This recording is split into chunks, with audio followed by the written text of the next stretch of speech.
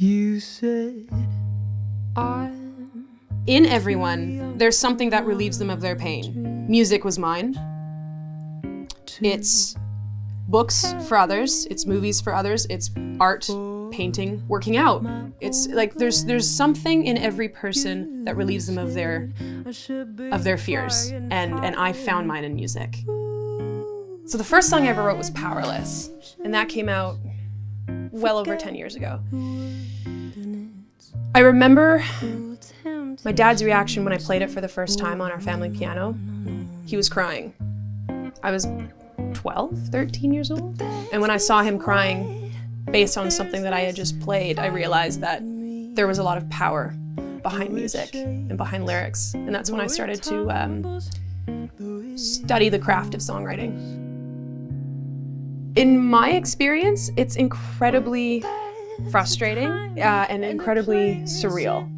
The hardest part of recording is finding the vulnerability and the emotion you want behind the song. It's really important that you find the right producer and the right people in the studio with you that can draw your vulnerability from you. Never think that you are not big enough to seek help from those that you admire. Truly, it's a door that opened for me when I realized that I could ask anybody for help. If music is what you want, you have to change your perspective on how you look at a music career. So you have to learn how to do business. The industry is very, very small. Each particular entertainment industry has its own niche and its own family. Probably the most important thing that I learned is that your behavior is vital.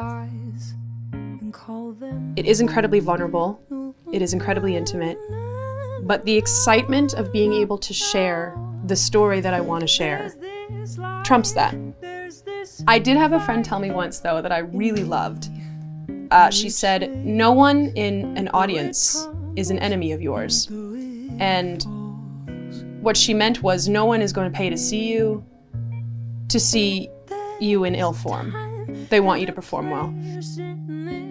It's closure. Every time I hear a song, when it's done, it's complete closure to the pain that birthed the song. So when that song comes on my shuffle, or I hear it in a restaurant, or on the radio even, it's kind of an extra dose of closure.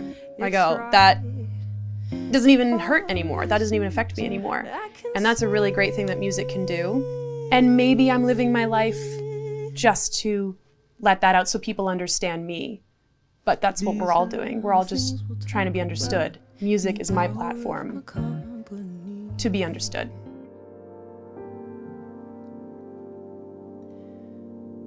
What's the status of your soul?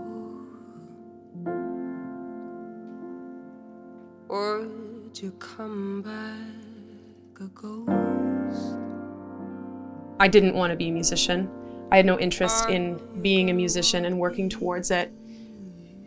But I accidentally got to a point where I could no longer do music as a hobby because I was in a circle that took music seriously, business-wise, career-wise.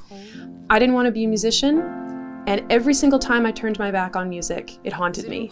And I had friends and family and old managers. Every single time I'd reunite with someone, they would ask me how my music is going and what I'm doing in it. And that caused me to, I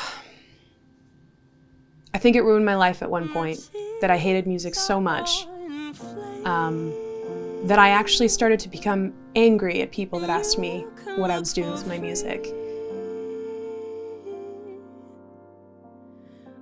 I became very resentful and very defensive because I felt like that was all I was good for. Was if I wasn't doing music, then what are you doing? Who are you? I hated that so much. Just you wait and see. I started pushing people away. I started shutting people out. Quit music entirely. I stopped listening to music. Just hated the idea of it. And there was one person in particular who once told me that if I didn't pursue a music career, that I was a wasted person. And that, ironically, made me want to do it, but out of spite. What's the point of getting old? In the midst of this spiteful Life taking energy towards music, I found love for it again. I don't know why, I don't know how, but getting myself back into the studio and writing music about how angry I was, about how frustrated I was with the idea that it was all I was good for, I found some really interesting sides of myself that I hadn't seen before.